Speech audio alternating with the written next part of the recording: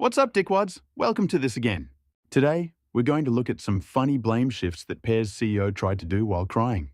So here we go. Good evening. Today I would like to share our plan of action for the unnecessary dishonesty, mistrust, and complete disrespect from Tudify and their CEO. Okay, for starters, what dishonesty? We haven't done shit to you, apart from leaking your shit, but that was deserved, so let's continue. Since we signed our partnership agreement in late 2023, we've been working on projects together, but unfortunately this agreement did not go as planned. Alright, even more lies here. We didn't sign anything, and we didn't start partnering in late 2023. It was April 2023. We disbanded and got back to working together in November 2023. Also, we haven't been working on projects together. We didn't have access to about 70% of everything you were working on. Over the few months I've been working incredibly hard to fix, tidy, and rebuild Pear that was been destroyed by Tudify. So today I'm pleased to announce that we have removed them from all future projects and plans. As you can see, Tudify did not take this lightly. You haven't been working to rebuild Pear. You've been making an OS in Figma prototypes and went on 3 breaks going for a week or longer. We didn't take it lightly because it is a very clear chance to expose what your company actually is. A concept channel full of false dreams and Webflow free plans. And have been using their childish tantrums and posting leaked images of old Pear projects they stole from an internal storage solution. So tonight, we have made the tough decision to declare a conflict by using all possible legal actions. Okay, we didn't steal old projects. You sent us a dot blend and a photo of a project like 5 weeks ago. That's not old and definitely isn't stealing from an internal storage solution. Also, childish tantrums. I can hear you crying. Also, you have 0 legal ground and 0 money to get a lawyer because you just brought a brand new MacBook. You can afford that, but not Webflow Pro? Geez.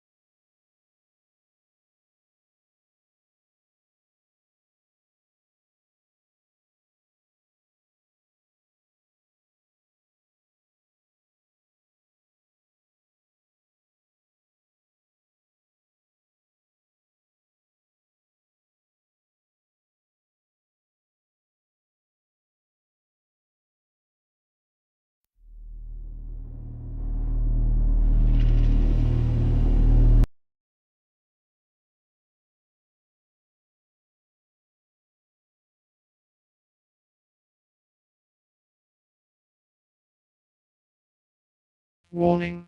The following program contains explanations and illustrations in deep detail of murder, etc. The bond of friendship. Billy and I were inseparable. Summer days meant endless adventures, our laughter echoing through the woods behind our houses. We built forts, waged imaginary wars, and shared secrets whispered between sips of lukewarm lemonade. Looking back, those days held a certain kind of magic, the kind only found in the carefree realm of childhood. An ordinary summer afternoon, The kind of day where the sun blazes down from a cloudless sky and the air shimmers with heat. The streets are quiet, save for the occasional hum of a lawnmower or the distant laughter of children playing. The trees stand tall and still, their leaves barely rustling in the gentle breeze. It's a day that feels like it could stretch on forever, a perfect canvas for childhood adventures. One scorching July afternoon, I found myself at Billy's doorstep, eager to begin our daily escapade. The sun was relentless, beating down on the pavement and making the air feel thick and heavy. I could feel the sweat trickling down my back as I knocked on the door, anticipation bubbling inside me. Billy and I had a knack for turning the most mundane days into epic quests, and today was no different. His mum greeted me with a warm smile, ushering me inside the cool, dim hallway. The contrast between the scorching heat outside and the refreshing coolness inside was a welcome relief. The hallway was dimly lit, with just enough light filtering through the curtains to cast soft shadows on the walls. It felt like stepping into another world, a sanctuary from the oppressive heat outside. "He's upstairs," she said, her voice a little higher than usual. There was a hint of something in her tone, something I couldn't quite place, but I was too excited to dwell on it. I nodded and made my way towards the stairs, my mind already racing with thoughts of what Billy and I would get up to today. "Just go up, love." I didn't think much of it at the time. Her words were casual, but there was an undercurrent of urgency that I missed in my eagerness. The stairs creaked softly under my weight as I climbed, each step bringing me closer to the familiar chaos of Billy's room. Billy's room, a haven for action figures and comic books, was empty. The room was a testament to our shared love for adventure, with posters of superheroes on the walls and stacks of comic books piled high. But today it felt strangely still, as if it was holding its breath, waiting for something to happen. I could hear his laughter drifting from down the hall. It was a sound that usually brought a smile to my face, but today it felt different. There was a strain to it, a note of something that didn't quite fit. It was as if he was trying too hard to sound happy, and it set off a small alarm bell in my mind. It sounded strained, different somehow. I paused, my hand hovering over the doorknob, trying to make sense of the unease that was creeping up on me. The laughter continued, but now it seemed almost forced, like a mask hiding something else. I took a deep breath, steeling myself for whatever I might find on the other side of the door. Curious, I followed the sound, stopping short at the bathroom door. My heart was pounding in my chest, a mix of fear and curiosity driving me forward. I could hear the water running and Billy's laughter echoing off the tiled walls. I hesitated, my hand trembling as I reached for the doorknob. What was going on in there? Why did his laughter sound so different? I had to know. I had to find out what was happening behind that door. The closed door. "You can't go in there, mate." Billy's dad stood in the doorway, his tall frame blocking my view. His face, usually etched with a playful grin, was serious, his brow furrowed. "Mummy's having a lie down. She's got a bit of a headache." He didn't move, his gaze unwavering. I mumbled an apology, a strange feeling settling in the pit of my stomach. The air felt heavy, thick with an unspoken tension. The laughter had stopped. A silence hangs in the air, the kind of silence that feels almost tangible, wrapping around you like a heavy blanket. It was the kind of silence that made you hold your breath, afraid that even the slightest sound would shatter the fragile stillness. Billy emerged from his parents' bedroom, his face pale. His eyes darted around the room as if searching for something that wasn't there. He looked like he had seen a ghost, and maybe he had, in a way. The shadows seemed to cling to him, making him appear even more fragile and small. He offered a weak smile, but his eyes held a flicker of something I couldn't quite place. It was a look that spoke of secrets and fears too big for a child to carry. His smile didn't reach his eyes, which were wide and filled with an emotion that made my heart ache. It was fear, I would later realize, raw and unsettling, the kind of fear that leaves a mark that changes you.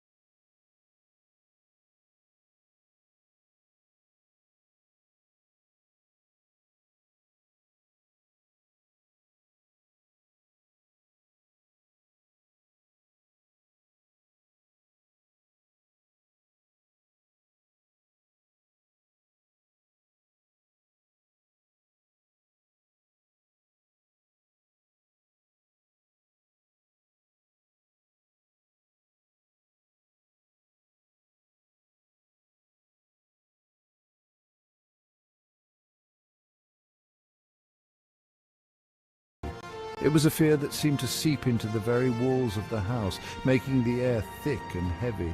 It was a fear that I could almost taste, bitter and cold.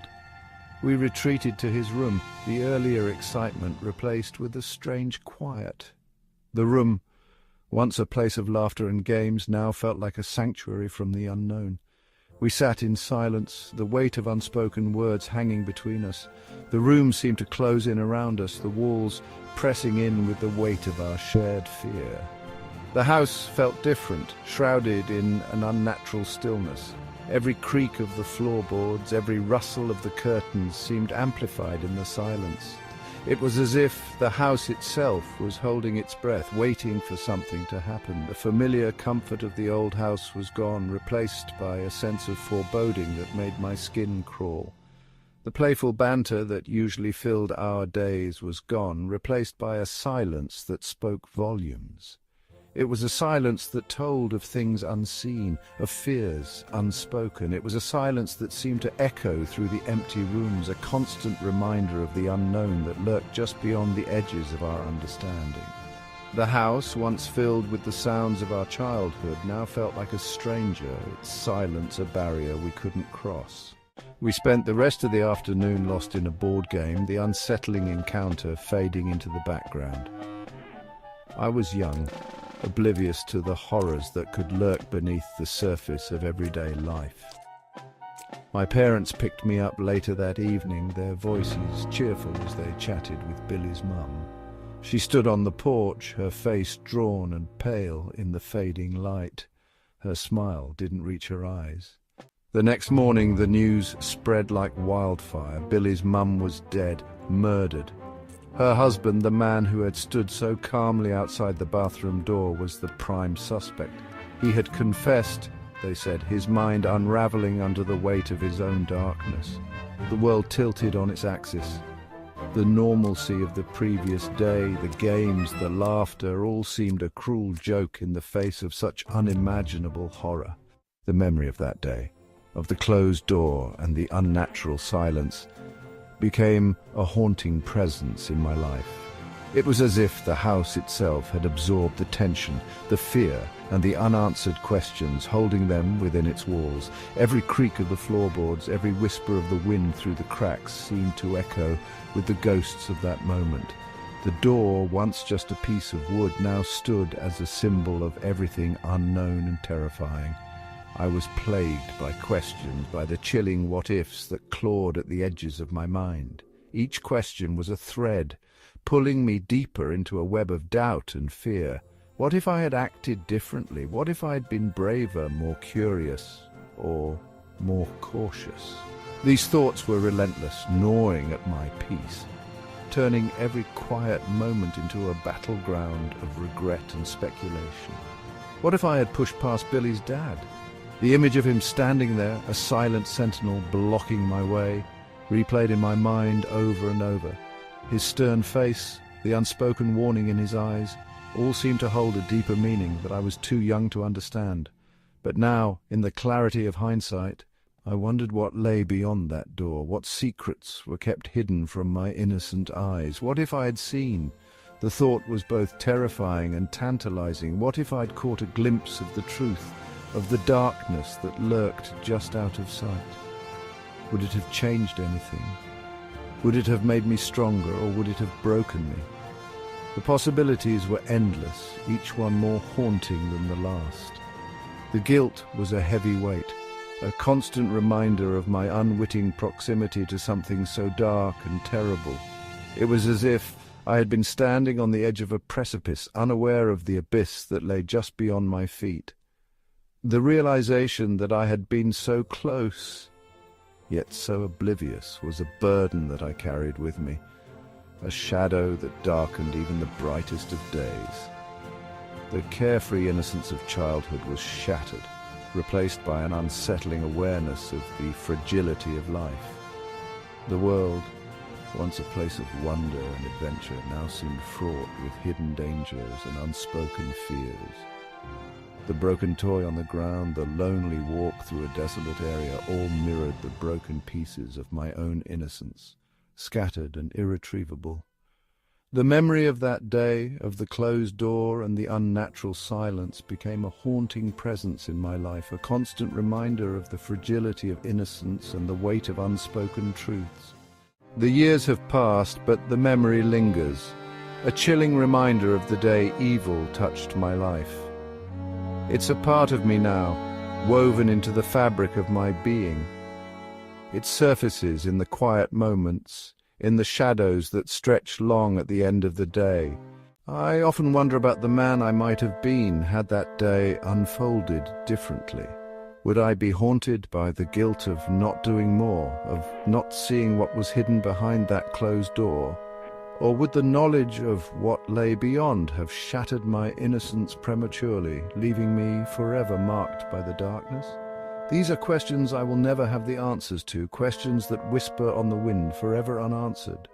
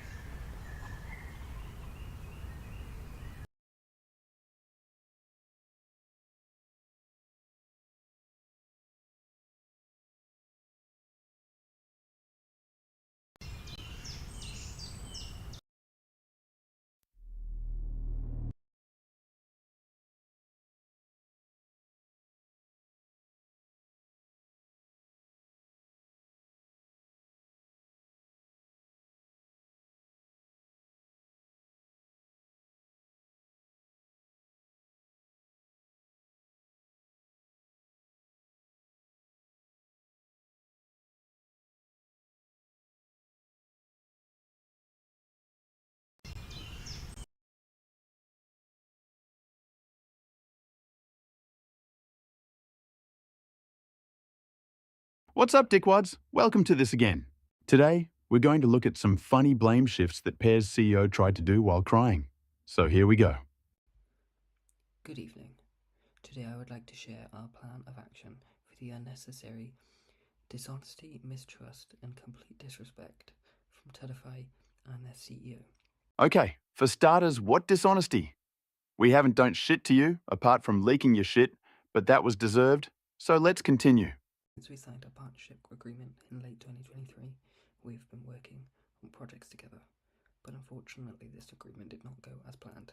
Alright, even more lies here. We didn't sign anything, and we didn't start partnering in late 2023.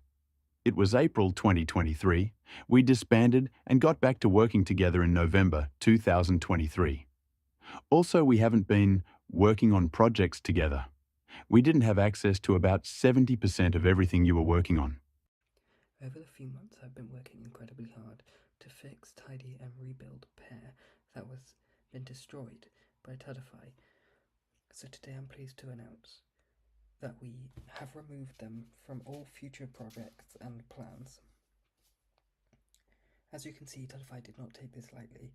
You haven't been working to rebuild Pair. You've been making an OS in Figma prototypes and went on 3 breaks going for a week or longer. We didn't take it lightly because it is a very clear chance to expose what your company actually is. A concept channel full of false dreams and Webflow free plans. And have been using their childish tantrums and posting leaked images of old Pair projects they stole from an internal storage solution. So tonight, we have made the tough decision to declare a conflict by using all possible legal actions. Okay, we didn't steal old projects. You sent us a dot blend and a photo of a project like 5 weeks ago. That's not old and definitely isn't stealing from an internal storage solution. Also, childish tantrums. I can hear you crying. Also, you have 0 legal ground and 0 money to get a lawyer because you just brought a brand new MacBook. You can afford that, but not Webflow Pro? Geez.